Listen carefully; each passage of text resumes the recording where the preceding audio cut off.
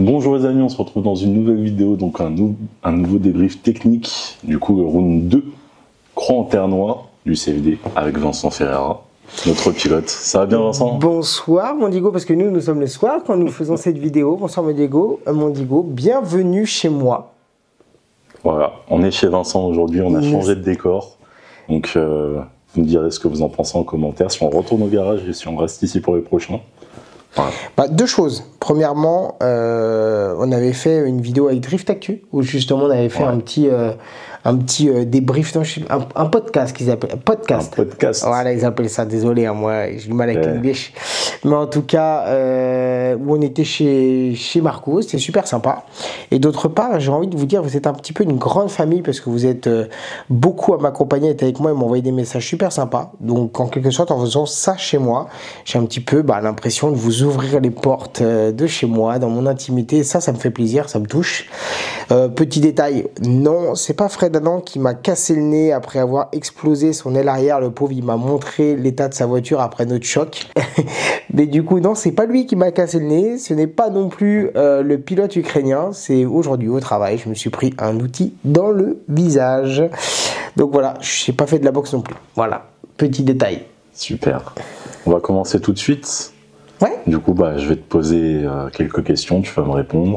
Après, on regardera, comme dans l'autre vidéo, tous les rushs, donc top 32, top 16, etc. Et on analysera ça ensemble, voir ce que vous n'avez pas vu pendant le live, ce que les juges ont vu, ce que nous, on a vu après, et voir vraiment l'inside, la technique, comme au premier épisode. Exactement. Donc moi, je voulais savoir un truc, c'est que du coup, là, on est vraiment dans une catégorie élite, ça change des pros, c'est plus technique que l'année dernière, il y a vraiment... il y a du gros niveau de partout et chaque personne contre qui tu vas tomber, chaque pilote, c'est vraiment... c'est des gros clients à chaque fois. Donc, en fait, là, entre Vesoul et Croix en terre noire, est-ce que, par rapport au circuit, parce que Vesoul, c'était un circuit de kart, c'était un truc très... compact, avec la piste est vraiment très courte, enfin pas très large. Et lent. Et Croix en terre noire, c'est un circuit qui est très rapide. C'est un vrai circuit automobile. Val de Vienne, tu vois, c'est vraiment un truc, c'est un gros circuit, quoi. Et il faut vraiment, on connaît tous le tracé, il faut vraiment une bonne allonge pour aller chercher, du coup, tous les clips. Donc moi, je voudrais savoir, c'est quoi les améliorations que tu as fait sur ta voiture pour justement être performant à Croix en terre noire? Alors pour commencer, en effet, on passe d'un circuit de karting, qui est un très beau circuit Vesoul, mais qui est plus technique, qui est lent. On a fait un spectacle magnifique, on a tous finalement aimé. À là, un vrai circuit qu'on connaît depuis des années, ça fait plus d'une dizaine d'années que le CFD roule là-bas. Donc un circuit qui est large, qui est technique, un vrai circuit automobile avec beaucoup de vitesse. Pour la petite anecdote, Croix en terre noire, c'est la première manche de drift que j'ai faite de ma vie. C'était la première fois que, je crois, le CFD est là-bas. Et c'est le premier événement du CFD que j'ai fait en tant que média.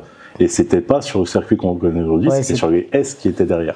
Je vous mettrai des petites photos, archives, soyez négligents, mais c'est... et tu sais que moi je vais raconter aussi ma petite anecdote, c'est que la première fois que je me suis rendu au championnat de France de drift en vrai, c'était en 2016. Alors Giro Bourgoin, vu que j'étais un ancien de chez BMW, il faisait des formations pour BMW. Et du coup, moi j'ai rencontré Giro à l'époque en formation chez BMW. Et du coup, on s'est liés d'amitié. Et je suis parti lui faire l'assistance, donc je faisais son mécano, on va dire, sur une épreuve de Croix en terre noire en 2016. C'était la fameuse année où Boulbès avait sorti sa E93. C'était déjà des années fortes, avec un Lolo Cousin, un Philippe Ferreira, avec les échappements qui sortaient par les... Moi, je me souviens de Guigui qui roulait sa E36 88 avec le ça c'est après ça, hein. Ah mais vas-y, alors 2016 on était encore sur un Philippe Ferreira et un Lolo Cousin, les S54 Turbo avec directement les échappements en plus des wastegates qui sortaient par le capot. Et après, fameuse année 2019, et c'est ma première participation au CFD en même temps que le Drift Master sur le nouveau tracé. Moi j'ai jamais roulé sur l'ancien, j'ai roulé la première année de nouveau. Le Drift Master est venu à Croix en terre noire. En 2019. Et j'étais là. Ça a été ma première compète. Et voilà, le circuit de Crans-Montanois me tient à cœur. C'est un petit peu chez nous parce que c'est le plus proche de la région parisienne. C'est là où il y a toute la famille, les amis qui viennent, ce qui a été encore le cas cette fois-ci. Et du coup, pour répondre à ta question, oui, on sort d'un Vesoul avec des résultats totalement inattendus. Ouais. Une très belle performance. Bon, je sens que finalement, je maîtrise bien ma voiture. Ma voiture est quand même assez rapide par rapport à la configuration, les chevaux, les pneus, tout ça. Je sens que finalement, je suis pas si à la traîne que ça. Et je vous cache pas que quand on est 5e ex aequo avec des grands garçons du championnat de France Drift depuis quelques années, on n'a pas envie de s'arrêter là. Et je mets toutes les chances de mon côté pour ne pas me faire ridiculiser. Quand je dis ridiculiser, c'est pas une blague, hein. J'ai vraiment, dans ma tête, je me dis, j'ai peur d'être nul et pas rapide à Croix. Donc qu'est-ce que je fais? Je fais confiance à Sylvain, donc, qui est mon spotter, qui maîtrise très très bien le simulateur. Donc sur la partie théorie, il a beaucoup de connaissances et de réglages qu'il utilise sur simulateur. Donc du coup, je lui fais totalement confiance sur les prises de décision, sur les réglages du châssis. Donc je fais pour la première fois une géométrie avec des valeurs qui ne sont pas les miennes, donc je lui fais totalement confiance. Merci mon petit Sylvain. Je me crée un pont, donc j'avais acheté un pont, j'avais prévu de passer de 3,91 à 3,73 sur certains circuits de l'année. J'ai même à 3,38 aussi en dispo, donc maintenant j'ai 3 ponts. Donc je vais me faire un pont spécial pour l'utiliser à Croix, parce que je sais que j'ai besoin d'un peu plus d'allonge. Le 3,91 était un peu court. Avec le nouveau tracé, une partie plus lente sur le premier virage, il va falloir de l'allonge pour remonter toute cette côte jusqu'à l'épingle. Donc je me fais un 3,73. Donc je dépouille un pont complet de E53, un X5, que je prends dans une carcasse de E46 que j'avais. Et du coup, je me fais mon propre pont sur mesure. C'est la première fois que je fais ça d'ailleurs. Ouais. Et du coup, voilà. C'est au niveau des modifs, c'est pont plus long et une géométrie sur mesure. Et on joue un petit peu sur les réglages suspension, pneus. Je retrouve aussi mes pneus Zeknova à partir de cette manche de Crans-Montanois que j'ai toujours eu l'habitude d'utiliser, les Super Sport. Donc Zeknova Super Sport en 2,45, 40, 17, donc de la gomme dure. Ok, très bien. Et du coup, sur Crans-Montanois, cette année, c'est la réparation des murs. Ouais. Du mur, celui qui a tant fait parler. Et moi, je veux savoir, c'est quoi ton appréhension du mur avant la manche? Parce que ça a beaucoup fait parler au sein des pilotes, au sein de la communauté drift. Quand on a vu le tracé qui est sorti en simulateur, on s'est tous dit, ah ouais, ça va être chaud. Ça fait penser un petit peu typiquement au Drift Master, hein, tout simplement. Oui, clairement. Donc, l'appréhension, si tu veux, en gros, il y a eu des petits sondages qui sont faits un peu entre nous en interne. L'année dernière, quand il y a eu les premiers murs de Crans-Montanois, ils ne m'ont absolument pas posé problème. Et déjà, à cette époque-là, j'avais dit, moi, il n'y a pas de souci. Parce que j'adore essayer de relever des défis, de tirer mon niveau vers le haut. Moi, c'est ce que je veux, c'est évoluer. J'adore les nouveautés. Et quand ils ont proposé ce fameux mur énorme à Croix qui fait peur, hein, attention, hein, je suis pas non plus une tête brûlée plus que ça, mais en soi... Ouais, et écoute Médo, tu sais que je suis en direct en train de faire mon débrief de Crans-Montanois. Mais gros, on parle carrément. Attends, non mais il n'y a pas de souci, je suis pas en live du tout, je suis en train de faire une vidéo. Bon, et attends, je vais te mettre dans ma vidéo. Mon petit Médo, j'ai une question à te poser, est-ce que tu es fier de toi? Ouais, ça va, ouais. J'étais colère dimanche, mais là ça va mieux. Moi je trouve que tu as un très bon coup de volant, Médo. Ouais, grave, franchement, t'as géré. Il faudra confirmer tout au long de la saison. Bien sûr, il faut pas mettre la charrue avant les deux. Et toi aussi, je te retourne le compliment. C'est gentil, merci. Écoute, si tu veux, on se rappelle demain. Allez, vas-y, ça va pour débrief. Merci, allez, ciao, Médo. Ciao. Gros big up à Médéric de Shiftech, franchement, il a fait un week-end super. C'est un très bon pilote et c'est une très bonne chose qu'il soit à notre championnat et qu'il arrive avec cette envie d'être un bon pilote. Il s'est entraîné toute l'intersaison à l'ancienne avec une petite voiture Atmo.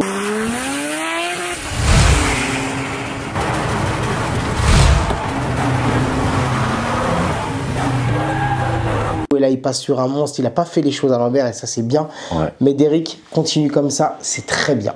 Bravo. Donc, je disais, je ne suis pas une tête brûlée. Donc, je suis quand même papa d'un garçon de 4 enfants. Je suis marié, j'ai 34 ans. Donc, je suis pas non plus un fou furieux déconnecté, mais j'ai toujours envie de me tirer un petit peu vers le haut. Alors oui, ce mur, il fait peur. Le mec dit c'est pas une tête brûlée, il a un gros pansement là. Je suis non, je suis pas une tête brûlée. Non mais c'est-à-dire qu'il y a la peur. Mais c'est-à-dire quand il y a eu un sondage en interne, moi j'ai dit, comme l'année dernière, moi j'ai envie d'évoluer, de tenter de nouvelles choses. Donc ça me dérangeait pas ce mur si tu veux.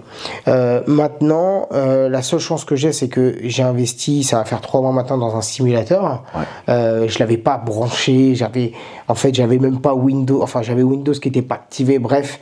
Donc en fait, ce que j'ai fait, j'ai activé mon petit Windows, j'ai mis Internet, j'ai mis tout ça. J'ai téléchargé le tracé de Crantanois et toutes les voitures, tout ça, tout ce qui va bien du CFD. D'ailleurs, merci à Manolo, si regarde cette vidéo, Manolo qui fait partie d'ailleurs de l'équipe qui ont conçu ce tracé de Crantanois pour qu'on puisse s'entraîner, qui ont aussi guidé le championnat à améliorer le tracé, à proposer ce qu'il y avait de mieux en termes de spectacle et de sécurité. Donc il m'a beaucoup aidé pour télécharger tout ce qu'il fallait bien. J'ai Sylvain aussi, mon spotter, qui m'a aidé parce que lui il tâte bien là-dessus, et du coup j'ai pu m'entraîner une bonne semaine. Alors c'est-à-dire que le tracé est peut-être sorti 2 semaines avant, mais moi j'avais pas encore branché réellement mon simulateur, donc il a fallu que je me mette un petit peu le truc dans les mains, et j'ai pu m'entraîner 5 soirs. Alors par contre c'est vraiment m'entraîner, je me mets dans un mode training où je suis pas là en train de jouer à la console, je suis vraiment dans un mode, je suis concentré, et pendant 1h30 en sueur et tout. Il fait ses devoirs. Voilà, je fais mes devoirs, et j'ai pas pu m'entraîner la 2e semaine parce que c'était trop compliqué, trop de choses à faire, voilà. Mais puis il y a eu le BFD, donc le vendredi soir pas possible, samedi soir pas possible, dimanche soir j'étais fatigué. Mais un bon 5 jours, on va dire. Un bon 300, 400 passages peut-être, avec des beaux passages que j'ai pu faire. Donc voilà, j'avais le truc un peu dans la main, j'ai testé comment les rapports, tout ça et tout, passer des vitesses après le premier virage, passer la 4 avant le premier virage, j'ai eu beaucoup de changements. D'essais, je veux dire différentes choses. Donc pour te rôder et arriver là-bas et savoir tester en vrai, voir ce qui passe et ce qui passe pas. Voilà. C'est ça le but du simulateur. Donc en gros, aussi, un peu de simu, un pompulon, une géo spécifique et un circuit de Crantanois que je connais depuis des années. Donc du coup, go, c'est parti. Clair. Mais avec une inconnue, c'est est-ce que ma voiture est capable, sur un circuit rapide en côte, de rivaliser avec les plus grandes voitures, les grandes puissances. C'est une inconnue, et j'avais une excitation, c'était même pas voir ce que j'étais capable de faire là-bas, c'est voir si ma voiture était capable de faire quelque chose. C'était vraiment... J'en connais un qui va gueuler. ma voiture d'origine, ma petite voiture, ma petite 46. Non mais j'étais pressé de voir ce que ça valait, tout simplement. C'est clair. On va regarder ça, top 32. Top 32. Top 32. Bon, est-ce qu'on parle peut-être un petit peu des entraînements avant? Les entraînements, ça a commencé donc le samedi matin, complètement sur le mouillé. Ah ouais, parce que ça, c'est un truc à Crantanois. On a eu une journée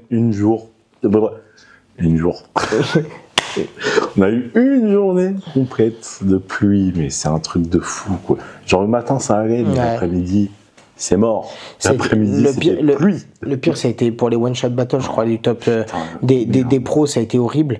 Mais du coup, en gros, on parle sur une session d'1h30 de 10h30 à midi. On part sur du full mouillé. On passe par une phase de mi-sec, mi-mouillé sur une phase complètement sèche de piste. Du coup, moi, je pars avec de l'Union Royale devant, c'est ce que je mets dès qu'il flotte. Et moi, j'adore le feeling avec les Union Royale dès que c'est mouillé. Je roule très bien sur le mouillé, voilà, moi je suis à l'aise sur le mouillé, donc ça se passe bien. On a même une très belle image de ma première battle avec Steve Weber, où je viens, mais j'ai entièrement confiance en Steve, et je me jette dans sa porte et je me dis waouh, si le week-end commence comme ça, c'est trop cool. Alors sur le mouillé, les puissances, mais ça te met en confiance direct. Ça m'a mis en confiance. sur le mouillé, les puissances complètement lissées, donc en fait je collais n'importe qui, donc ça c'était cool.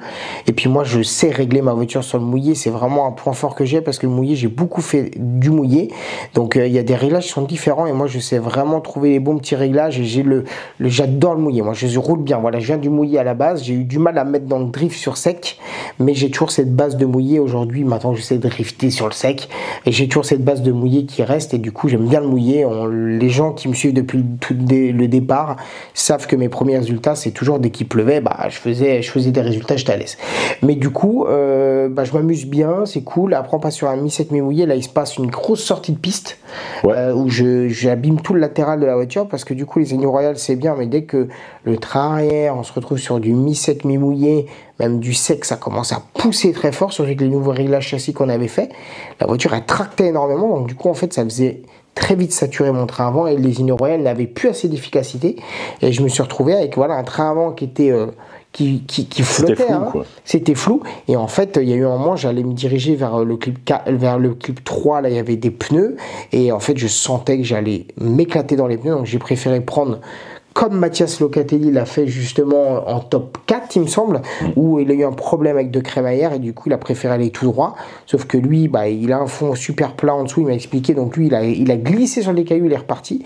Moi la voiture, je voulais qu'elle s'enfonce, donc j'ai fait exprès d'aller dans les cailloux, mais en fait ma voiture s'est pas suffisamment arrêtée, j'étais m'éclater légèrement, lifter un peu le mur de pneus, donc ça m'a éclaté le rétro, rayer un peu la carrosserie, rien de bien grave, mais du coup voilà, petite sortie de piste juste à cause des pneus. Donc après on est repassé sur les bons pneus, le mode sec, les réglages secs, Zeknova à l'arrière, mais surtout on est passé sur les Valino à l'avant.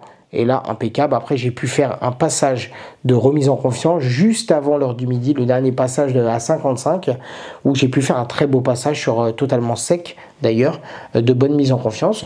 L'après-midi, j'ai fait de très beaux passages aussi. Sylvain a tout de suite su me corriger sur le sec sur le premier virage.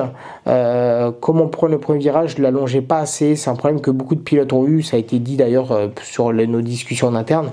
Il fallait vraiment élargir, tirer ce virage numéro 1 pour pouvoir aller bien chercher le 2 et après le 3. Et du coup, il a su me corriger tout de suite. Donc, j'ai trouvé la ligne parfaite très rapidement, que j'ai pu faire, refaire systématiquement et créer mon run leader solide pour toutes les étapes que j'ai pu faire en compétition. Et également, j'ai pu aussi m'amuser en suiveur.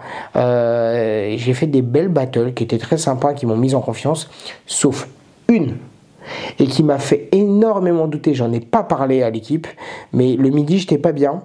Et j'en ai pas parlé. Là, c'est voilà, un gros coup dur pour moi. C'est que le dimanche midi, donc voilà, entre 11h15 et midi, on a pu faire des training battles après le top 16 pro.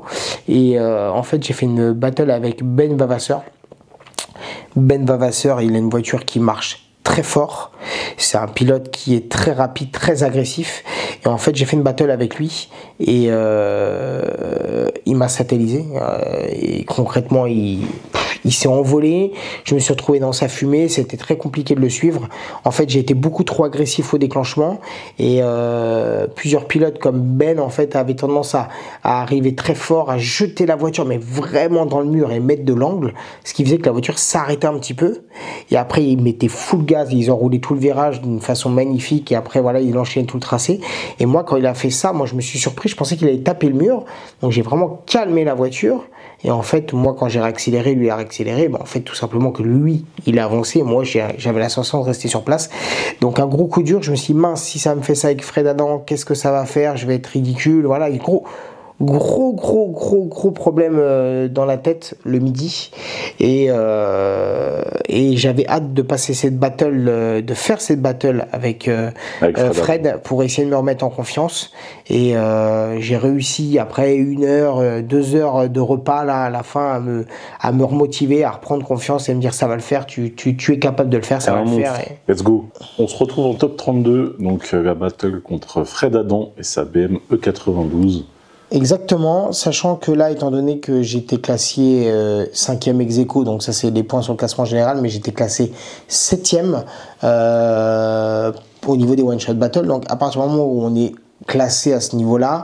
En fait, à partir du moment où on tombe sur des gens qui sont moins bien classés au général par rapport à la manche d'avant, je suis leader. Donc là, c'est pour ça que je suis beaucoup partie leader sur l'ensemble des battles parce que j'étais mieux classé que la personne que j'affrontais. Donc on me voit partir leader avec Fred Adam, pardon. Ça c'était la dernière fois. Très très belle voiture d'ailleurs de Fred Adam, magnifique 92. Donc du coup, bah là je donne tout. De toute façon, là, je sais très bien qu'il faut tout donner. Ma stratégie, c'est simple, c'est faire les plus beaux runs leader possibles. Donc je déclenche. Là, on voit bien par contre que j'ai vraiment du mal et on le verra tout le long. Le grip de Fred Adam. Alors, juste après le mur, vous avez il y a un regrip. Il fait un petit regrip. Ouais, attends, on va regarder. Hop là. Ouais, il fait un petit regrip en effet. Moi, je suis à la limite aussi. Hein. C'est juste parce que là, je passais mon rapport. En fait, ce qu'il faut savoir, c'est que entre la transition à la sortie du premier virage entre la sortie du premier virage et pour aller chercher le clip 2, en fait, moi, je passais la 4. Donc, je déclenchais, je partais en 2. Donc, ce qui est important de savoir, c'est que je partais en 2, je passais la 3 et je mettais un clutch pour la déclencher. Je reviendrai pas dessus parce que là, je vais le dire. En fait, j'ai un souci, c'est que pour essayer de garder la ligne la plus fluide et avoir le plus de vitesse après avoir travaillé en training, je n'ai pas l'expérience, je n'ai pas peut-être la puissance et la boîte séquentielle pour parfaitement aller chercher ce mur comme certains l'ont fait. Il y en a, ils ont fait des passages magnifiques où ils venaient enrouler complètement le virage. J'ai pas le cul en fibre, donc du coup si jamais je touche, il y a un risque que j'éjecte ma voiture après que l'avant s'éjecte, donc l'arrière après l'avant, donc risque de casse de la voiture. Donc je peux pas trop jouer avec le mur parce que si je me foire, bah, l'arrière n'aura aucune tolérance. Je n'ai pas l'expérience d'aller chercher ça, je suis pas encore prêt à faire ce genre de choses là, et d'autre part avec ma puissance qui reste limitée, avec le passage de rapport à faire, il faut absolument que je coupe un petit peu ce virage. Il y a plusieurs pilotes comme moi qui l'ont fait, donc couper un petit peu ce virage 1, le prendre bien à peu près à l'entrée, le couper un peu durant sa longueur et puis aller chercher le mur vraiment à la fin de la clipping zone. Donc voilà, je reviendrai pas dessus. J'ai mangé sur tous mes run leaders à chaque fois. J'ai mangé ce fameux clipping zone. Voilà, vous avez l'explication. À la fois peut-être par rapport à mon expérience, par rapport au bridage dans ma tête de ne pas avoir le cul en fibre. L'année prochaine, si j'ai le cul en fibre, j'irai chercher ce truc-là. Et aussi parce que j'avais trouvé le passage de rapport parfait, la longe parfaite, j'avais trouvé ce qu'il fallait. Donc, on supprime un petit peu le clip 1 pour pouvoir mieux enchaîner derrière. Donc du coup, là on voit sur le run leader que moi personnellement je fais pas spécialement d'erreur, j'arrive à être fluide, à être propre. Derrière, de son côté, Fred arrive à très bien me suivre, très bien me coller. Il fait juste un petit regrip, on l'a vu là sur la transition au niveau du clip 2 là, il fait un petit regrip, ce qui lui coûte forcément des points. Un regrip c'est 0 tout simplement. Donc là en run suiveur, moi je me dis taquet, il va me mettre une pilule, donc dès le début il faut choisir dans sa porte. Donc je suis dans sa porte. Voilà, on voit que Fred, lui, en revanche, contrairement à moi, il n'a pas de problème, il va chercher le mur, il l'enroule parfaitement. Et l'erreur qu'il y a, c'est que quand les gars ont roulé parfaitement le mur comme ça, ils avaient tendance à mettre beaucoup d'angles à la fin pour pouvoir aller faire leur transition. Donc ils mettaient beaucoup d'angles pour éviter de taper, parce que s'ils mettaient pas de l'angle à la fin, ils tapaient le mur. Donc du coup ils mettaient beaucoup d'angles, et en fait ça me surprend, parce que quand on est suiveur, quand le mec il se met à mettre de l'angle d'un coup, en fait il y a un effet où la voiture freine. Donc moi je suis venu le taper, donc je l'ai tapé, et en plus lui du coup ça l'a projeté sur le mur. Donc lui le pauvre il s'en est pris des deux côtés sur la voiture, et du coup bah là clairement lui il continue son run quand même, il fait ce qu'il faut. Moi je peine comme pas possible, on voit très bien que là il me met une distance pas possible. On voit en plus que tu vois là je maîtrise plus du tout mon véhicule, un truc que j'ai jamais fait. Alors il y en a certains qui me diront bah Vincent il a merdé, et il y en a d'autres qui vont dire bah on connaît Vincent, c'est un peu étonnant qu'il fasse ça ici. Et vous allez avoir l'explication tout de suite. Suite au choc avec Fred Adam, et j'ai endommagé du coup ma biellette avant gauche. Donc voilà l'état de ma biellette. Donc en fait finalement j'avais une roue qui était alors du coup moi c'est là tac tac tac tac, donc en gros j'avais une roue qui démerde à l'autre tout simplement, et j'avais une roue qui était complètement ouverte, et ça fait que c'était une voiture qui était inconduisible. Donc tout simplement la chance que j'ai eue, c'est vu que quand j'étais leader et que Fred il a fait un petit regrip, ce qui lui a valu 0, moi là je suis venu taper Fred, et en plus même à la fin du run je roule plus non plus, c'est quasiment inconduisible la voiture, et du coup je prends 0, on prend double 0, ce qui fait que on part en one more time. Donc l'équipe qui fait un taf incroyable, qui me change la biellette, j'en avais de côté, il n'y a pas de souci, il me change en urgence cette fameuse biellette, et puis voilà, en plus ils avaient tout démonté juste avant, parce que ce qu'on n'a pas dit c'est que je commençais à avoir du jeu dans un triangle, donc on a préféré pour le dimanche et le top 32, on a préféré changer un triangle, j'ai mis un triangle de Wisfab 9, donc il y avait déjà un peu tout qui était sorti, donc ils ont pu aller super vite, donc je suis content parce que je m'attendais pas à avoir, j'avais pas eu l'info d'avoir une erreur de Fred, donc grande surprise, on part sur un one more time, donc après réparation mécanique, allez c'est parti, on va se débriefer ce one more time. Donc là clairement sur One More Time on refait exactement la même chose, mais il faut éliminer ces erreurs. Donc en leader j'ai pas fait d'erreur, donc l'idée c'est de continuer sur cette lancée en run leader, juste essayer de mettre un peu plus d'angle dans la transition parce que j'étais à la limite de regrip sur le premier run, et l'idée c'est sur le second run, donc quand je suis suiveur, c'est de ne pas me jeter dans la porte de Fred, on voit que ça marche pas. J'ai les erreurs qu'on a fait précédemment, quoi. Voilà, il fait beaucoup mieux le premier virage que moi, mais du coup à défaut ça ralentit un peu sa voiture, donc je lui laisse un petit peu de distance, et le but c'est de trouver le timing parfait pour que quand il fait sa transition, que moi je sois derrière lui, et que quand il allonge pour monter jusqu'en haut de l'épingle là-haut, et c'est de pouvoir perdre le moins de vitesse possible. Donc c'est parti, moi en tout cas en leader, je crois que je fais un beau run. Je crois que tu refais plus ou moins pareil. Ouais, je crois que j'ai fait toujours pareil. T'avais pas du Pricker, toi, c'est ça? Ouais, apparemment. Non, tu vois, c'est sur ce run-là où limite, on dirait en fait sur la caméra de face que je suis en train de regripper au niveau du clip 2, mais en fait quand tu vois la caméra de drone, en fait pas du tout. On a la sensation de face que je regrippe, mais pas du tout en fait. Donc ça n'a pas été noté par les juges. On voit que à la fin, Fred Adam il veut vraiment te doubler, on dirait. Ouais, il veut me doubler. Alors il a la limite. Patate qu'il doit avoir dans les 92. Il a la limite de ressortir, mais il fait un travail, il me suit, il me colle. Tu vois, là, on voit bien que je glisse bien en fait sur la longe. Et là, voilà, il me saute dessus, Fred. Franchement, à partir du clip 5-6, là, il est dans ma porte. Tu vois, il fait des belles transitions, tout, franchement un beau job de sa part. Là juste il fait une erreur, il est à la limite de partir plus large que moi avec de l'avance, mais en tout cas voilà, sur le papier il fait un beau job, il n'y a rien à dire. Il est très chaud, il est très très chaud. Donc du coup là maintenant on part sur justement ce run de suiveur où je prends le plus d'élan possible, mais en le laissant partir quand même un petit peu. C'est parti. On voit que je cherche pas à le coller, tu vois, je suis un peu moins proxy que les autres, mais je fais un bel appel contre appel bien synchro. T'es bien. Voilà, tu vois, il met moins d'angle, donc ça m'aide aussi, il met moins d'angle. Par contre je suis collé à lui, collé. Ouais. Je suis complètement collé à Fred. L'angle que t'as mis là, toi, mais t'es fou. Donc je suis collé dans la longe, il met quand même un tout petit peu plus de distance, mais j'arrive à bien le rejoindre. Et par contre, t'as vu, dès qu'il part de l'épingle, par contre, il met une pilule, parce que lui, avec les 2,65, avec une gomme putante, il met une belle distance. Qu'est-ce qui a foiré sur ce run pour Fred? Je crois que c'est sur son run suiveur où il merde quelque chose. Non, je sais plus ce qu'ils disent les juges par rapport à ça d'ailleurs, parce que en soi, il a super bien roulé, Fred. Il a fait 2 beaux passages.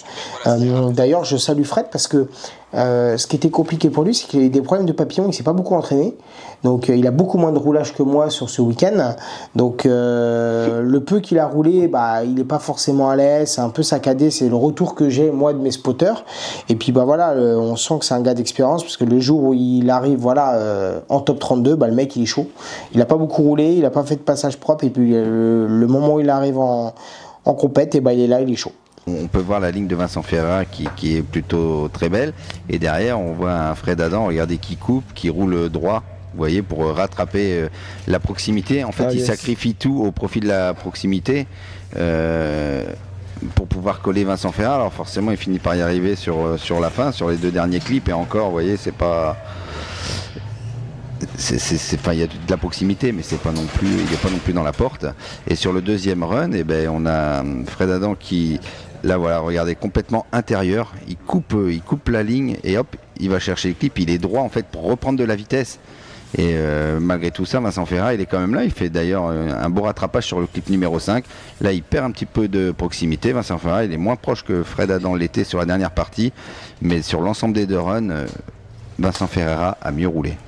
Bravo, merci. Exactement, en suiveur, il a plus de proximité, il arrive à me suivre, alors sauf sur la fin, mais où c'est pas trop mal ce qu'il fait, mais c'est qu'en fait, ce que disent les juges, c'est vrai quand on regarde bien le replay, qu'on se pose, en fait, moi, je suis vraiment derrière lui et j'enroule bien mes virages, même s'il met un chouïa de plus de distance, alors qu'en fait, Fred, de son côté, bah, il a tendance pour garder cette proximité avec moi en suiveur, et bah lui il coupe un petit peu les trages, il est des fois limite un petit peu droit et il passe pas forcément les clips comme moi j'ai pu le faire. Donc ils ont privilégié le fait que moi j'aille bien dans les clips, que ce soit en leader ou en suiveur, alors que lui avait tendance à les couper un petit peu pour privilégier la proximité, et les juges ils ont été fermes là-dessus. Donc il faut bien le savoir, c'est important pendant toute le déroulé de cette vidéo, c'est que les juges ils nous mettent des bandes blanches au sol. La priorité c'est de rentrer dans ces bandes blanches, et après si on peut rentrer dans les bandes blanches et en plus de ça faire de la proximité, c'est jackpot. Mais la priorité c'est de rentrer dans ces bandes blanches. Je vous donne un exemple de la vie courante pour ceux qui ne comprennent pas. Vous avez beau avoir Cristiano Ronaldo qui va dribbler tout le monde sur le terrain, qui va faire des accélérations de malade, qui va faire des trucs de fou, si à la fin la balle il la met pas dans le but, eh ben, il n'y a pas but. S'il la met juste à côté, même s'il a fait un travail magnifique, si c'est pas dans le but, c'est pas dans le but. Donc il n'y aura pas de but. Donc là, nous, notre but, c'est de mettre nos roues, comme ils le disent, dans les clips. Donc du coup, priorité à ça. Et dans un second temps, la proximité, si on peut avoir les deux, c'est jackpot, tout simplement. Voilà, donc là, tu passes le top 32. Après un One More Time, t'es abonné au One More Time cette saison. Ouais, donc grande surprise pour moi. Là voilà, je vous disais que j'étais pas bien dans ma tête, j'étais un peu stressé, tout ça. C'est vrai qu'avoir une voiture, je crois que celle de Fred, elle fait 1000 chevaux, 800 chevaux, je sais plus. Ouais, c'est que des... On a des 4 chiffres. C'est des chars d'assaut, les trucs. Voilà, c'est une voiture qui est surpuissante. Le mec, ça fait quelques années qu'il conduit que des voitures puissantes. Donc voilà, j'avais un petit coup de stress. Et là, le stress, il est passé. Et là, à partir du moment où je gagne ce top 32, c'était mon objectif du week-end, c'était gagner le top 32. Là, c'est que du plus et du positif pour moi. Donc là, c'est que du gain. Et je tombe contre Rémi Andrieux. Rémi Andrieux. Une superbe S15 rouge et blanche. Alors, c'est pas une vraie S15, hein. C'est une S14 avec une façon en S15. Je sais plus si je me demande. Je crois que c'est une S15 moi. Non, c'est pas une S15 sûr et certain. Je me demande même si c'est pas une S13 rhabillée en S15. Il y a un travail de malade qui est fait sur cette voiture. J'y connais absolument rien à part les BMW. Moi, les voitures japonaises, je n'y connais rien. Mais je crois que c'est même une S13 ou peut-être une S14. Mais en tout cas, elle est rhabillée en S15. Elle est magnifique, sa petite voiture. Rémi, c'est un mec qui est... Il est tout gentil, il était à 2 voitures de nous, il y avait juste boule baisse entre lui et moi, on a rigolé tout le week-end, on savait même pas qu'on allait tomber en battle, et puis bah voilà, donc avant la battle je vais le voir, et je lui dis vas-y mon pote on se fait une battle de la folie, on s'éclate entre toi et moi, et voilà c'était le but, c'était de se faire plaisir, et c'est le cas. Donc je pars toujours leader, donc bah moi mon but c'est comme je l'ai fait tout au long du week-end, c'est faire des run lead les plus beaux possibles parce que je sais que je suis pas le plus rapide, donc l'idée c'est d'être parfait sur mes run lead. Donc voilà, déclenchement toujours pareil, je viens chercher le clip 1 à la fin de la clipping zone, je fais une belle transition, je suis full gaz, je prends le clip 4, enfin le clip 3 au bord, une belle décélération avec de l'angle, je prends bien le clip 4, je prends le clip 5 nickel, belle réaccélération. En fait là ce qui se passe, c'est que mon run lead il est parfait hormis l'enroulé de ce premier virage qui est pas parfait. De son côté Rémi, de ce qu'il m'explique, ce que j'ai su après, en fait il me laisse beaucoup de distance au départ parce que lui il a des gommes plus tendres, il a un peu plus de puissance que moi mais c'est pas non plus, je crois qu'il est un petit 600 chevaux il me semble, donc en fait il a peur que je sois trop lent, donc du coup il me laisse de la distance pour pouvoir me remonter après. Sauf que je pense qu'il se fait un petit peu surprendre, je pense pas ma vitesse, il pensait que j'étais un peu plus lent. Et puis en fait, voilà, lui voulait avoir de la marge devant pour accélérer parce que son moteur, sinon il s'éteint dans le premier virage. Donc il a préféré me laisser la distance pour pouvoir essayer d'avoir une belle ligne. mais mine de rien, je suis quand même rapide. Et quand on voit le run retour, donc quand moi, je suis suiveur, moi, mon spotter, il m'a dit, c'est simple, Rémi, en termes de vitesse, il est un tout petit peu plus rapide que toi, mais il est hyper propre. Il m'a dit, tu peux y aller les yeux fermés, il n'y a pas de galère. Il me dit, dès le début, tu y vas. Et puis je sais qu'en suiveur, il n'a pas fait d'erreur. Il a mis un peu de distance, mais il n'a pas fait d'erreur. Donc moi, j'ai cette info-là. Donc là, je me dis, c'est taquet, c'est maintenant, tout de suite. On ne perd pas de temps. Donc là, c'est pour moi un des plus beaux runs suiveurs que j'ai pu faire. Donc là, je déclenche, je suis vraiment dans sa porte. Et là, je suis full gaz tout simplement. Tu mettras, il y a une petite, j'ai une petite vidéo d'extérieur où on voit le travail que je fais au déclenchement. Et on voit que je lui remonte dans la porte, je me cale. Et une fois que je suis calé là, je reste full gaz pour garder la même distance. Tu vois, il fait la même transition que moi, donc je me mets bien derrière. Je mets une toute petite roue dehors. Par contre, il y a une petite erreur de ma part, je mets une petite roue dehors parce que... et là, t'es vraiment derrière lui, quoi. Voilà, bah là, la décélération sur le clip 4, en fait, je suis proche. Donc déjà, sur toute cette partie de tracé-là, je suis déjà plus proche que lui, il l'était sur moi. Mais en plus, dans la décélération du clip 4, comme on le voit, en fait, je mets plus d'angle que lui. Et ça, ils ont aimé les juges. C'est-à-dire que j'ai plus d'angle que mon leader. Je réaccélère bien, comme lui, il a pu le faire. La fin du tracé, c'est assez similaire. Voilà, il fait un très beau run leader. Je fais un très beau run suiveur. Mais en fait, ce qui a déterminé que j'ai gagné, c'est que j'étais plus agressif. Déclenchement, je l'ai collé tout le long, malgré ma petite roue. Tu es bien resté dans sa ligne, tu l'as collé. Tu n'as pas fait d'erreur. J'ai mis une roue dehors, mais une roue, c'est pas deux. Parce que si c'est deux, c'est erreur, c'est zéro. Donc, alors que si c'est une... En fait, ils ont toléré ma roue dehors parce que j'avais plus d'angle, j'avais plus d'agressivité que Rémi et plus de proximité que Rémi. Donc, même si j'ai mis une petite roue dehors, dans l'ensemble des deux runs, ils m'ont dit, voilà, ils étaient satisfaits de ma prestation. C'est ça qui m'a fait sortir un petit peu du lot, qui m'a fait gagner cette battle. En tout cas, Rémi, si tu regardes cette vidéo, c'était un vrai plaisir de pouvoir rouler avec toi. Je savais que tu allais rouler propre parce que j'avais eu les bonnes infos. Merci mon spotter. Merci aussi les gars de l'équipe qui t'ont vu rouler. Donc, c'est super cool en fait parce que j'ai les bonnes infos. Et puis, Rémi, voilà, franchement, on a des belles images, c'est super cool. Et Rémi, c'est un gars bien. Voilà. Je pense aussi à un truc, là, sur cette image précisément. Donc, l'arrivée dans l'épingle, juste avant. Regarde bien sa S15, comment elle est. Regarde là, il manque de mettre de l'angle, alors que toi, derrière, t'es fou. Moi, je suis... Toi, t'es 90 degrés. J'ai la voiture à 75 degrés. Lui, il a mis 30 degrés d'angle. En fait, lui, l'idée, qu'est-ce qui se passe? C'est qu'en fait, ce virage-là, toutes les battles, tu me les as pris, mais t'es arrivé le mur... aux cheveux, quoi. Et plus ça allait dans l'avancée des battles, plus je mettais de l'angle. Là, Rémi, en fait, ce qu'il fait, c'est qu'il met pas trop d'angle Pourquoi? Plus on met de l'angle, moins on arrive à freiner la voiture.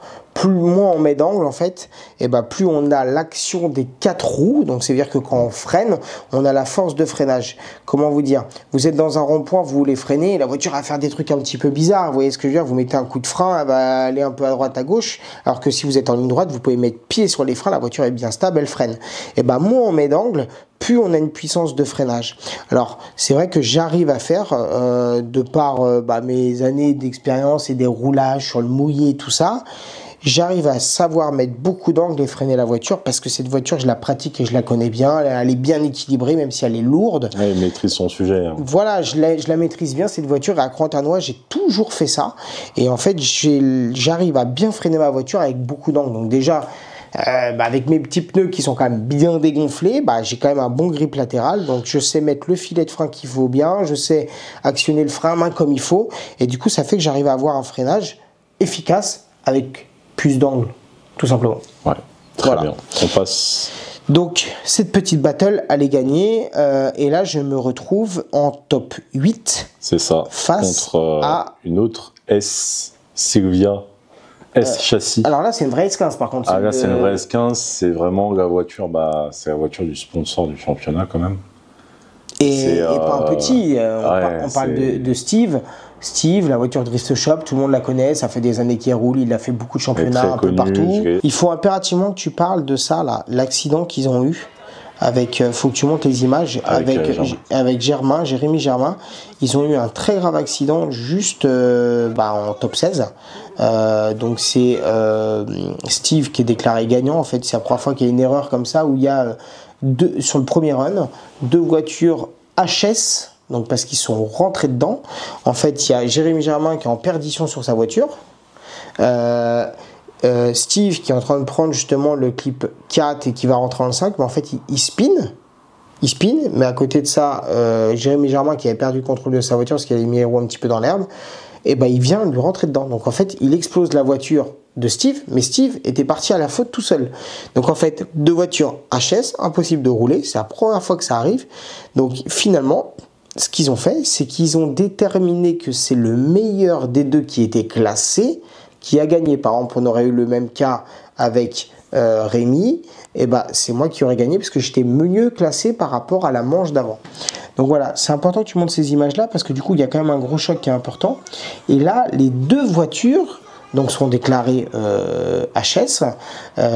Donc Steve gagne, mais Steve était censé ne pas venir rouler. Et je devais faire un buy run, c'est ce qu'on m'annonce en fait, c'est ce qu'annoncent aussi en live les commentateurs. En gros, Vincent va faire son buy run en top 8. Et en fait, moi j'ai un gros problème, c'est qu'il me reste un train de pneus neufs. Il me reste, mais vraiment, un train de pneus neufs. Donc, on voulait que je fasse mon buy run avec des vieux pneus, les user jusqu'au bout. Et du coup, après, suite à ça, mettre des pneus neufs pour mon top 4. Sauf qu'en fait, Miguel a eu l'intelligence de dire, mais attendez, ils ont dit qu'il allait faire un buy run Vincent, mais on ne sait pas, parce qu'il y avait l'équipe Drift Shop qui était au taquet en train de réparer la voiture. Donc on s'est dit, si jamais il se présente, il vaut mieux mettre des pneus neufs. Donc merci Miguel, parce que là, il a eu un super réflexe.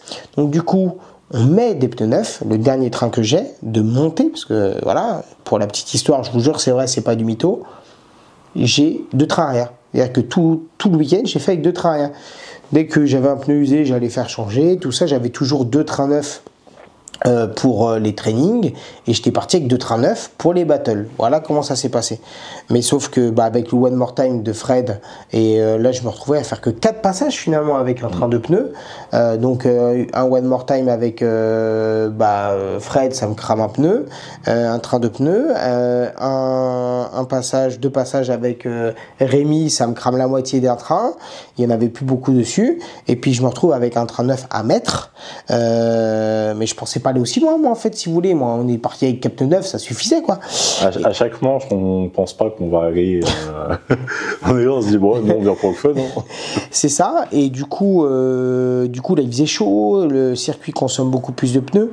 En gros, j'ai fait quasiment toute la manche de Vesoul avec 4 pneus. C'est vraiment pas une blague. C'est-à-dire que j'avais des pneus d'occasion que j'ai essayé, mais je faisais 2 passages, 2 passages, 2 passages, et après j'ai fait tous mes passages avec 4 pneus neufs. Et en fait, il me restait 2 pneus neufs de dispo. Donc du coup, si on comptabilise tout, j'ai fait vraiment avec 4 pneus, donc 2 paires, j'ai fait tout Vesoul. Mais là, je peux vous dire que là, quand on est en compète, qu'on chauffe bien les pneus et tout, et qu'on enchaîne les runs assez rapidos, ça crame les pneus. En training, je faisais 6 passages, et là, en battle, je faisais vraiment que 4 passages. Et donc, les craintes de Miguel s'avèrent vraies, c'est que l'équipe Drift Shop a réussi à réparer la S15 de Steve. Donc en fait, il y avait un échangeur pour le compresseur d'air qui était HS, donc du coup ils ont condamné, donc ça veut dire que le compresseur, l'air du compresseur n'était plus refroidi, donc ça veut dire une montée des IAT pour la partie technique, ça veut dire que l'air n'était plus refroidi. On met des gros échangeurs pour tout ce qui est turbo, mais aussi pour compresseur, pour que l'air, plus l'air est frais dans le moteur, plus il y a d'oxygène, mieux on peut mettre de l'essence, meilleure combustion, donc un moteur marche mieux. Donc là le problème c'est que finalement ils ont condamné le refroidissement de l'air, donc ce qui fait que l'air va être plus chaud et moins de performance pour Steve, mais du coup ils ont préféré condamner ça mais le laisser rouler. Donc merci Miguel de m'avoir fait penser à mettre des pneus neufs à ce moment-là, parce que le buy run finalement n'a pas eu lieu, contrairement à ce qui avait été annoncé. Expérience du pilote. Expérience du second pilote de la team, exactement. Donc du coup, là, moi je suis quand même content je préférais l'affronter que de faire un buy run. Donc je suis super content de me battre contre lui. Et c'est un honneur de rouler avec cette voiture. Moi je commence à peine le drift, je la voyais déjà partout cette caisse. Parce que là tu te dis, on arrive en catégorie élite, ça fait 2 manches. Top 8 Ouais, c'est ça, on est au top 8. Ouais. Le tableau de chasse, il commence à être sympa. De toute façon, le tableau de chasse, de toute façon, à chaque fois que je regarde le battle. Là, accroche des gens sur le mur comme ça. Non, mais de toute façon, en élite, je l'ai déjà dit. C'est-à-dire que maintenant, on regarde contre qui je dois tomber. Quoi qu'il arrive, je tombe contre un client. Donc maintenant, je regarde même plus, je me prends plus la tête. Mais bon, là, je tombe contre Steve, c'est super cool. Moi, dans ma tête, il va me mettre une pilule pas possible. Mais moi, je suis content d'être déjà en top 8. Voilà, top 8 la dernière fois, la top 8, c'est génial. Moi, l'objectif, il est plus que rempli. Je mets des points, c'est cool. Et puis voilà. Du coup, par contre, là, lui était mieux classé parce qu'il avait fini deuxième, il me semble, à Vesoul. Ouais, il a fini deuxième à Vesoul. Donc là, je suis suiveur pour commencer. Et là, je me dis, bah vas-y, Steve, il va me mettre la pilule de ma vie. Je sais qu'il roule bien. J'avais fait une battle avec lui sur le mouillé, ma première battle. J'ai dit, vas-y, tu sais quoi, taquet, je prends de l'élan. Et là, j'y vais le couteau entre les dents, tout simplement. Donc, du coup, bah, je prends bien de l'élan et je trouve le bon timing pour partir. J'ai trouvé le timing à chaque fois parfait pour partir. Et là, alors là, je le colle dès le départ et je mets full gaz dans le déclenchement. Et finalement, je suis proche. Je fais exprès de sortir plus large que lui du clip 1. Ouais, mais taquet. Voilà, il me met une pilule pas possible. Mais j'arrive quand même à garder une distance qui reste cohérente. On voit qu'il va un petit peu trop vite sur l'entrée du clip 5, donc du coup il est un peu large, qui me permet moi de récupérer encore quelques mètres. À la fin du tracé, il me met une belle distance. On n'est pas à la distance maximale tolérée, qui est l'écart d'un clip à certains niveaux du tracé. Donc je suis pas encore à cette distance maximum, même s'il me met une belle distance à partir de l'épingle jusqu'à la fin du tracé, il me met une très belle distance. Mais au début, j'ai beaucoup d'agressivité, je suis propre toujours dans mes lignes. Lui, il fait un très beau run, il n'y a rien à dire.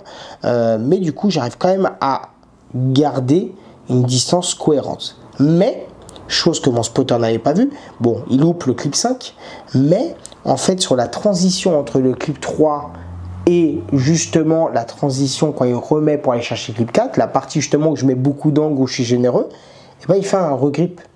Il fait un regrip qui est très discret, mais il fait un beau regrip où il se met bien droit et après il reglisse. Et ça vaut 0. Moi, je le sais pas. Je suis pas au courant, je le sais pas. Mais du coup, je pars sur mon run suiveur. Le live, il faut savoir qu'il était vachement décalé là-bas à Croix. Donc pour le spotter, c'est pas évident parce qu'il voit pas tout. Et puis après, au moment où il me donne l'info, moi limite je suis sur le départ, donc il coupe le micro pour que je reste concentré. Mais moi, il me dit en gros, il a fait un très beau run, t'as fait un très beau run. Maintenant, tu fais ton run leader comme tu fais depuis le départ. Et point barre, et fais-toi plaisir. Et moi, dans ma tête, je dis, vas-y, moi c'est déjà un pur kiff. Donc voilà, c'est cool.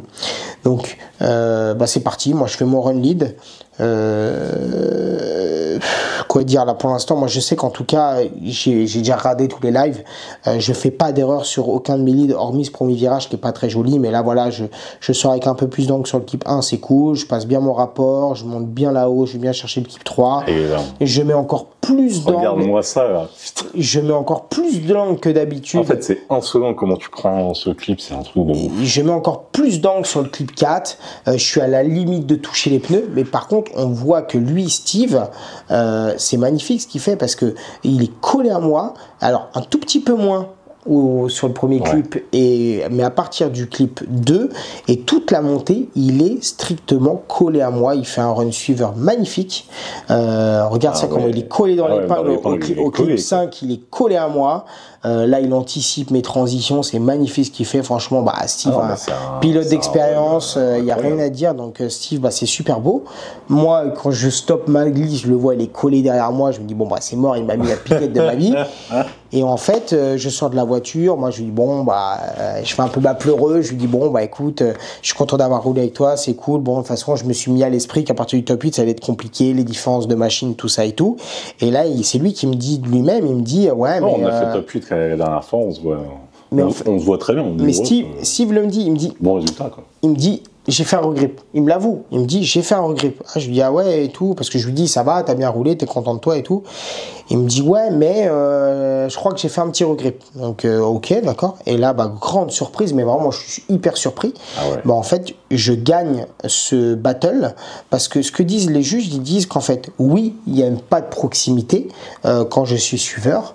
Mais en dehors de ça, que ce soit leader ou suiveur, j'ai fait un run qui est des runs qui sont très beaux. C'est-à-dire il n'y a rien à dire, hormis que j'ai laissé la distance. Sauf que lui, de son côté, Steve, il fait un regrip. Et un regrip, c'est 0. C'est-à-dire que moi, j'ai des points sur les deux. mais il y en a un où lui il a 0. Mais voilà. oui. Mais oui. Non mais le regrip, le grip est assez conséquent. Il y a pas à dire. Il est discret, ça va, mais ça c'était toléré à l'époque des loisirs. Mais là aujourd'hui, au niveau qu'on a, on peut pas tolérer ce regrip. Tout simplement. Alors après, pour l'excuser, je pense qu'il a fait ce regrip tout simplement parce que il a plus la puissance qu'il avait depuis le départ, donc il a dû s'adapter avec une nouvelle voiture moins puissante. Il pensait arriver plus loin dans le virage pour faire sa transition. Et là, il manquait un peu. Et du coup, ça fait, voilà, faut allonger la mort, quoi. J'en ai pas parlé avec lui, mais je pense qu'à mon avis, il se fait avoir à cause de son manque de puissance. Si tu passes par ici, Steve, dis-nous en commentaire. Voilà, dis-nous en commentaire si tu regardes ces vidéos, qu'est-ce qui s'est passé? Est-ce que c'est juste une erreur de volant ou est-ce que c'est parce qu'avec cet air chaud dans le moteur, tu as perdu de la puissance de ton moteur et la transition s'est pas faite comme tu l'as faite depuis le début du week-end. Et là, du coup, on est vraiment genre, on vient de passer le top 8, donc tu vas plus loin tu vas plus loin que ce que tu n'as jamais été. Et vraiment, non, j'ai déjà été jusqu'en petite finale. Ouais, et j'ai déjà été en finale. Donc je connais ce carré, on va dire, mais pas en élite. Enfin, je suis en élite. Pour moi, c'était impensable de pouvoir faire ça déjà à Crans-Tanois et même impensable de faire ça durant l'année.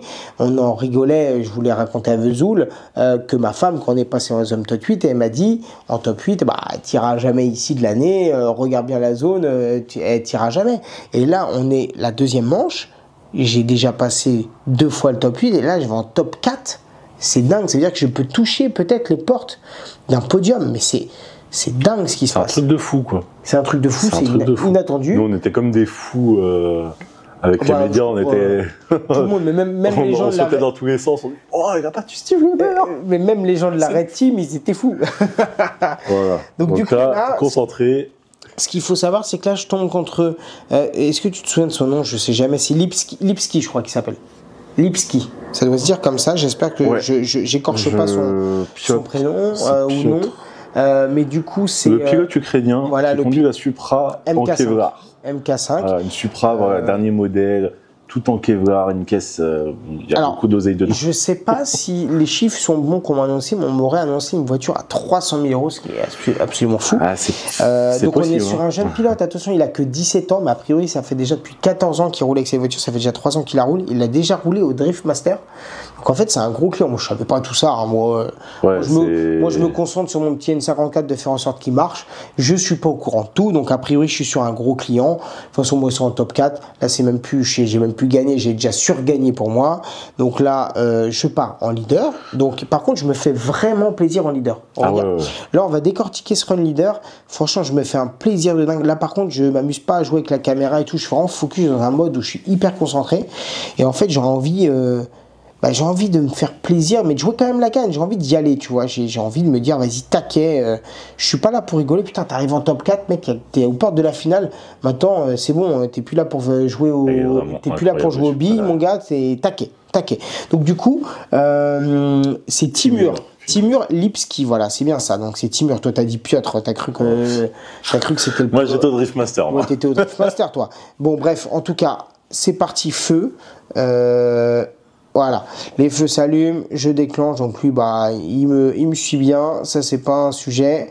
Bam, je déclenche, et là je vais être un peu plus généreux que d'habitude, je mets beaucoup d'angle à la sortie du 1, je vais faire une petite touchette sur le mur, voilà, c'était la fin, autant en profiter et se faire plaisir, je savais que j'allais le toucher, et après voilà, mes runs sont comme d'habitude, sauf que là, la transition sur le clip 3, du 3 au 4, je mets un 90 degrés, je prends un plaisir dingue à faire ça, c'est volontaire, je veux juste m'amuser et m'éclater. Ah ouais, mais lui derrière il suit bien. Par contre, lui, il me colle de partout. Et en fait, là, Sylvain, spotter, me le dit.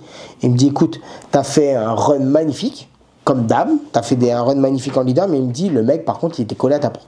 Il m'a dit, il était collé. Donc voilà, le mec, voilà, il 17 ans, mais il a une voiture, laisse tomber. Et le mec, t'as beau mettre une voiture à n'importe qui, c'est pas n'importe qui est capable de faire ça. Le mec, il a un coup de volant incroyable. Il est très très fort à 17 ans. Il affronte des très grands pilotes. Donc moi, il est juste en train de jouer avec moi. Voilà, il s'amuse, il est en train de chauffer son moteur et ses pneus. Donc voilà. Donc du coup, bah là, moi je me dis, bah vas-y, tu sais quoi, le mec, moi de toute façon, j'ai rien à perdre. Moi, j'ai strictement rien à perdre. Donc je fais une petite Axel François. Tiens, je prends bien de l'élan et je me dis, le gars, rien à foutre. J'ai même à éclater la voiture dans le mur. De toute façon, c'est bon, c'est fini la compète là. Et je me dis, bah vas-y, feu. Le mec, je le lâche pas. Donc en fait, je fais exprès, je prends très large, je déclenche. Je fais même un déclenchement avant lui.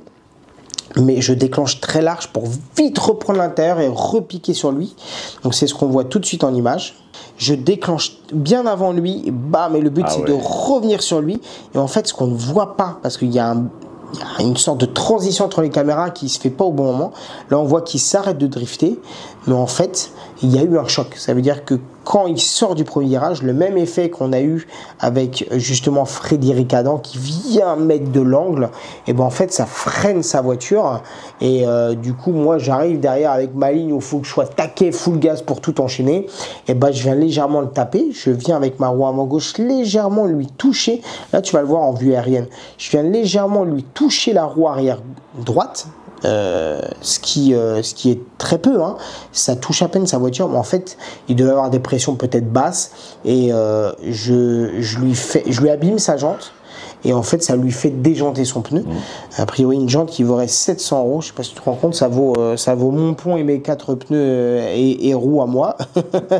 Mais du coup, voilà, une jante a priori qui vaut cher. Donc, ce qu'il faut savoir, c'est que je suis parti m'excuser. Après directement quand il était en train de travailler sur la voiture. Et je lui ai envoyé même un message d'ailleurs là dans la semaine qui a suivi le CFD. Donc hier, je lui ai envoyé un petit. On voit bien la touchette. Tu la vois bien en aérienne. Ouais. Et je lui ai envoyé un petit message d'excuse. J'ai fait traduction en anglais. J'ai envoyé un petit message. Il m'a répondu, il n'y a pas de souci, c'était rien de bien grave. La voiture n'avait rien. Et voilà, c'est très important quand je dis je vais faire la guerre, j'y vais, je donne tout et tout, je suis prêt à tout éclater. Oui, mais j'ai beaucoup de respect. Et le but, c'est pas casser les voitures. Donc, je m'en voulais beaucoup et je suis très content qu'il ait pu faire la finale, même si Kevin, et je préfère que Kevin gagne, mais même si Kevin a gagné la finale, au moins il a pu se présenter, une belle battle pour le spectateur. Ça m'embêtait d'avoir abîmé sa voiture. Et d'ailleurs, vous le voyez à la fin quand les juges du coup me nomment perdant parce que c'est moi qui ai abîmé sa voiture et à cause de moi il ne peut pas repartir. Ça a été très bien jugé de la part des juges. Donc du coup, je leur lève le pouce en disant oui, vous avez raison, c'est une très bonne décision. Je savais que je l'avais touché, donc très bonne décision. D'ailleurs, je trouve que le jugement des juges sans cette télémétrie est très bonne en fait sur l'intégralité des runs de tout le monde. Je trouve que le jugement est très bon. Faire confiance à l'homme, faire confiance à l'être humain et au jugement de nos juges qui ont de l'expérience, et bah ouais, moi je trouve ça cool et bravo à vous les juges si vous regardez cette vidéo. C'était très bien jugé, je ne méritais en aucun cas de gagner cette battle. Et du coup, suite à ça, donc lui il est parti faire la finale avec Kevin, où d'ailleurs Kevin a gagné et lui est arrivé deuxième. Et de mon côté, en fait, Mathias, en faisant son top 4 avec Kevin, il est venu se faire avoir exactement de la même façon que je me suis fait avoir avec Fred Adam, de la même façon que je me suis fait avoir avec justement Lipski, c'est-à-dire que avec cette histoire de mettre de l'angle à la fin de ce premier virage, le suiveur peut se faire très rapidement enfermer. Il fait exactement la même chose que moi, Mathias, et en fait du coup lui le choc est un peu plus important, ça le déjante pas, ça lui abîme pas la jante, mais par contre ça lui déforme sa crémaillère. C'est pour ça qu'il fait une sortie de piste sur le run d'après, et en fait malheureusement il ne peut pas prendre les départs parce que sa crémaillère est trop endommagée. Techniquement il me dit je pourrais essayer de prendre le départ, mais j'ai peur d'endommager ma voiture. Il a peur de pas pouvoir tourner, de tout péter quoi. Et de se retrouver dans un mur où parce que le mur il fait peur quand tu arrives très vite et que tu peux pas tourner. C'est un mur en béton, quoi. C'est pas de la paille. Quoi. Exactement, et comme il le dit, le jeu n'en vaut pas la chandelle. Le but, comme il le dit, le jeu ne vaut pas la chandelle, donc il va pas aller casser pour quelques petits points sa voiture dans un mur. Ça serait bien dommage. Donc du coup, décision très sage. Décision très sage de sa part. Et du coup, moi je pars. Là, pour le coup, en buy run. Donc, je fais un buy run, tout simplement, pour valider le fait que je monte sur le podium la 3e place, valider que ma voiture, elle est capable de rouler. Donc, l'idée du buy run, c'est juste de au moins déclencher le premier virage. Mais bon, moi, pour le spectacle, je fais tout le tracé. Alors, tu remettras les images. En fait, je m'amuse à faire à jouer un petit peu en appel contre appel, un peu plus joueur que d'habitude. Je ne suis pas dans les clips en fait. Ah, plus de batterie. Plus de lumière, c'est fini. C'est la fin de la vidéo. On peut remettre la lumière ou pas? Je sais pas. Donc du coup, ce qu'il faut savoir, c'est sur ce run de Byron, je décide quand même de faire un petit peu le passage pour on se fait plaisir. Le respect du public, donc je m'amuse un petit peu. Mais en fait, dès que je déclenche, moi je cherche pas à aller dans le mur ni rien, mais en fait je pilote et je suis comme ça parce que je suis content. Ouais, c'est vraiment le tour d'honneur, quoi. Voilà, c'est un tour d'honneur, mais moi je suis trop content au fond de moi. C'est voilà, il y a une rage qui sort en moi parce que voilà, me dire que j'arrive à aller sur le podium. Alors c'est tellement dommage de ne pas avoir pu faire cette battle avec Mathias. J'aurais préféré 10 000 fois la faire. Maintenant après, ça serait dommage. Il faut se rendre à l'évidence. On est des êtres humains, on est là pour gagner. Si on ne ferait pas de compétition, se dire qu'on arrive à faire un podium, dans mon cas en élite avec ma voiture sur Croix-en-Ternois, ouais. C'est 10 fois trop, 10 fois plus que ce que j'avais imaginé. Donc voilà, il y a une explosion de joie et de rage qui sort en moi. Je suis comme ça dans la voiture.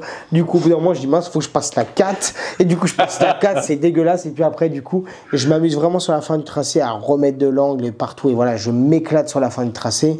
Et en fait, voilà, là, on est sur un round qui n'était pas attendu, sur une manche qui n'est pas attendue du tout. J'avais tellement peur, d'une part, d'être lent, j'avais tellement peur de me ridiculiser, de gêner finalement même certains élites, et finalement j'arrive quand même à être rapide, vu que je suis propre dans mes lignes, les rapides arrivent à me suivre sans problème, donc finalement je ne gêne pas et j'arrive mine de rien à performer parce que je respecte les règles qui ont été données. Donc j'ai envie de remercier du coup tous les gens de la Red Team, ils sont adorables comme tout. J'ai envie de remercier aussi toute mon équipe qui a été très bonne et forte, qui ont su réagir comme il fallait au bon moment à chaque fois. Les bonnes infos de mon spotter, les bonnes idées de l'équipe. On ne dira pas une chose, je crois que tu n'es même pas au courant. On ne dira pas que j'ai fait le One More Time avec Adam. Ils ont tellement été pressés parce que Jérôme Vassia est venu nous voir en disant on déclenche le top 5 minutes, qui me restait que 5 minutes dans 2 minutes, donc en gros il fallait finir la voiture, elle était levée, j'étais même pas dedans, pas habillé. Les gars ont oublié de me serrer la roue, enfin ils m'ont serré la roue vite fait au pétard, mais pas fort. Et du coup j'ai à la chauffe, non mais ça j'ai oublié de le dire, c'est quand même un truc de fou, à la chauffe, donc du début de One More Time avec Fred Adam, au moment où j'allais partir de la zone de chauffe, je fais mon dernier virage, et là ma voiture elle fait un truc genre cloc, elle sautille comme ça. Et là dans ma tête, tu découvres cette info-là, tu l'as je la découvre. Ouais. Et du coup, dans ma tête, je dis, attends, il y a eu un truc. Et par mon expérience, dans la mécanique, dans tout ça aujourd'hui, je me dis, à chaque fois qu'il y a un truc, souvent tu dis, non, j'ai dû rêver. Et à chaque fois que ce truc-là, tu dis, j'ai dû rêver, il s'avère que c'était vrai et que tu aurais dû t'en souvenir. Donc, quand il s'est passé ça, j'ai dit, il y a une couille. C'est pas normal, ma voiture, elle fait jamais ça. Et quand je suis reparti tout droit après la zone de chauffe, j'ai senti qu'il y avait un truc bizarre à l'avant gauche. Et je me dis pas que c'est con, excusez-moi du terme, ils ont oublié de me serrer la roue au couple. Et tu crois que j'ai fait le One More Time aller, retour, donc leader, suiveur, avec une roue desserrée. Quand je suis arrivé du coup en top 8, oula, ça tourne les vis de roue. En top 16. Oui, quand je suis arrivé en top 16, pardon. Quand je suis revenu au stand, pardon, pas top 8, quand je suis revenu dans les stands, en fait la roue était desserrée. Ah putain, incroyable. Dinguerie, hein. Ah ouais. Dinguerie fort, hein. Donc bon, je leur en veux pas, c'était le coup de presse, tout ça. Bon, ça aurait pu être très grave. Il faut des roues pour gagner. Et du coup, en fait, j'étais même à la limite, j'étais pas bien, j'étais à la limite de pas partir avec Fred. Et après, j'ai dit, vas-y, j'y vais. Et j'ai bien fait parce que la roue, c'est pas desserré, tant mieux. Ouais. Mais ça m'a même pas perturbé dans le pilotage. En fait, ça m'a perturbé qu'à la chauffe. Après, le reste, ça m'a pas perturbé. Et voilà, donc pour la petite blague, mais je remercie mon équipe quand même qui a très bien œuvré. Mon spotter, Miguel pour les pneus, il y a Chris qui était revenu nous filer un coup de main. Voilà, toute l'équipe était présente. Qui est très réactif sur la piste. Cédric, il est tout le temps chaud patate comme pas possible. Toujours chaud. Et voilà, on a une équipe de dingue. Ma petite femme avec la femme de Toto qui était là pour le shop. Toto qui est toujours là pour me nettoyer ma petite voiture, me donner des petites infos en plus du spotter. Voilà, franchement, on est une superbe équipe. Et puis, Baptiste et toi au top pour prendre les prises de vue. C'était un week-end de ouf parce qu'il y avait mes parents, il y avait mes beaux-parents, il y avait mon petit garçon. On a eu des amis qui sont venus de partout. J'ai eu des partenaires qui ont pu profiter de la zone VIP. Merci le championnat de nous faire une zone VIP. Si David regarde ces vidéos, merci d'avoir géré parfaitement mon partenaire et ses accompagnants. Voilà, j'ai vécu moi un week-end de ouf. Les gens autour de nous ont vécu un truc de ouf. Le championnat fait des choses de ouf. Et franchement, j'ai envie de remercier tout ça. Et il y a aussi quelqu'un qui fait un truc de ouf. C'est lui. Le petit créateur. Le petit créateur. Donc, le petit créateur, je la mets dans le bon sens, c'est mieux. Elle est lourde, mais vous imaginez même pas. Le petit créateur, c'est la team NZ Auto. Donc, la team NZ Auto qui ont également une 92. Enfin, ils ont une 91 avec également un N54 dedans. On se met à côté parce qu'on est deux seuls à rouler en N54 et on allie nos forces autour de ce moteur si on a besoin d'interchanger des pièces. Ils ont des pièces que je n'ai pas, j'ai des pièces, enfin bref, voilà, vous avez compris. Donc du coup, on s'entraide et on a décidé de rester à côté. En fait, ces trois petits frangins, ils sont motivés à mort et il y en a un, il récupère toutes des pièces de moteur, de n'importe quoi, d'avion et tout. Et en fait, il en fait des sculptures. Et en fait, donc Armand du championnat l'a sollicité pour faire nos trophées cette année. Donc voilà. Ils sont magnifiques. Ils sont magnifiques. Et du coup, merci Kevin, donc le petit créateur, de me faire ce magnifique, de m'avoir fait ce magnifique trophée. Ce qu'il faut savoir, c'est que la semaine d'avant, on était au BFD. Et au BFD, en fait, vu qu'il avait mis en vente quelques petits trucs, du coup, il avait ramené ses trophées pour montrer un peu ce qu'il faisait aux gens. Et il m'avait dit comme ça, tiens Vincent, il y a les 3 trophées du CFD, il y a les 6 trophées, pardon. Mais du coup, il me dit, prends celui que tu veux dans les élites. Alors on en a rigolé, jamais j'aurais pensé qu'une semaine après je puisse prendre dans mes mains et ramener chez moi, parce que je l'ai mérité, un trophée de Kevin. Donc merci à toi. Donc merci aussi toute la petite équipe de NZ Auto. On vous apprécie beaucoup. C'est une magnifique rencontre qu'on a fait l'année dernière. Et puis je salue aussi mon petit Boris, où on a fait un petit bout de chemin ensemble, mine de rien, pendant ce week-end, avec sa petite équipe aussi sensationnelle. Et franchement, ça fait plaisir de pouvoir partager des choses avec beaucoup d'équipes au championnat. Voilà, on est une grande famille. Et tout comme vous, avec les spectateurs, téléspectateurs, voilà, ça fait plaisir d'avoir une communauté comme ça, avec des gens soudés autour de la même passion, et c'est cool. Et il faut que ça dure en tout cas. Voilà, donc on va conclure sur cette vidéo. On a besoin de vous. J'ai pas envie de dire ça, non, franchement, j'ai déjà sollicité des gens en disant voilà, j'ai besoin de vous. C'est comme ça. Non, mais je vais pas. Ça va être redondant. J'ai pas envie de dire allez, abonnez-vous, tout ça et tout. Moi, ce que je veux, c'est que les gens, voilà, ils kiffent ce qu'on fait, ils s'abonnent parce qu'ils kiffent ce qu'on fait, ils partagent et tout ça, voilà, parce qu'ils adorent ça. Moi, la seule chose, c'est que dans ma petite tête, mine de rien, il faut que je me dise, Vincent, t'es pas que un pro qui est monté en élite et qui roule avec des gars que tu kiffes et que tout ça. Aujourd'hui, sans prendre du tout le melon, parce que c'est pas du tout mon cas. Moi, je suis pas là à vouloir faire du résultat. Je m'en fous. Moi, ce que je veux, c'est rouler, prendre de l'expérience cette année.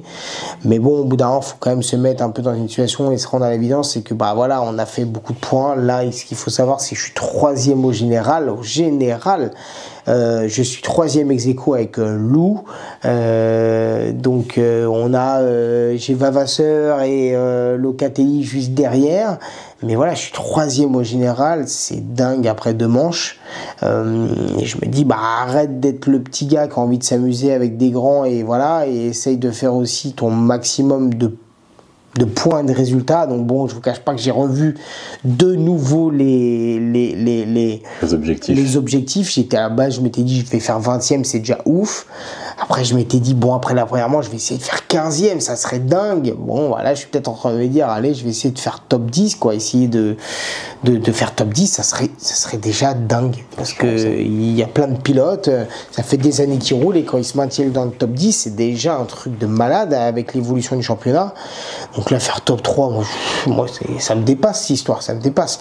Mais bon, en tout cas, je vais tout donner, en tout cas, parce que beaucoup m'ont envoyé des messages en disant qu'il fallait tenir et continuer. Il y en a beaucoup qui me disent que je donne de l'espoir à tous ceux qui n'ont pas de budget, en disant, et même des petites puissances comme moi, Pour rappel, on a 525 chevaux, 700 newtons et je roule en 2,45 gomme dure. Mais voilà, mais du coup, je donne espoir à beaucoup de gens qui n'ont pas beaucoup de budget, des petites puissances. Et moi, ça me fait plaisir, ça me fait chaud au cœur et tous vos messages. Donc, j'ai envie de vous annoncer que je vais quand même essayer de me battre cette année pour faire le maximum de points possible. Je vais tout faire pour essayer de préserver le plus de points et d'aller le plus loin possible dans la compétition. Donc, il est possible que je commence à me mettre dans un mode un peu compète. Il est possible. Mais tout en vouloir garder du plaisir, parce que quand je roule avec du plaisir, c'est là où je fais du résultat. Donc on va essayer surtout de prendre du plaisir, et je sais que ça peut marcher si je prends du plaisir. Bon, merci Vincent. Allez. On a fini cette vidéo débrief technique. Et attention, on vous prépare une pépite. Mais une pépite de vidéo, parce que ce mec-là, il a pris des prises de vue de malade.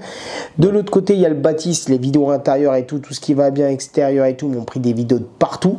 Donc là, ils sont je sais pas combien de gigas de mémoire, de vidéos, voilà.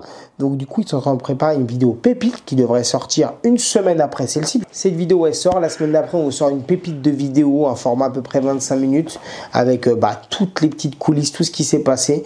Format dynamique comme vous avez aimé. Et en tout cas, on vous a sorti aussi ce format parce que vous l'avez aimé. Donc les deux formats, on vous les mettra tout au long de l'année. Et dites-nous juste si ça vous plaît d'être chez moi.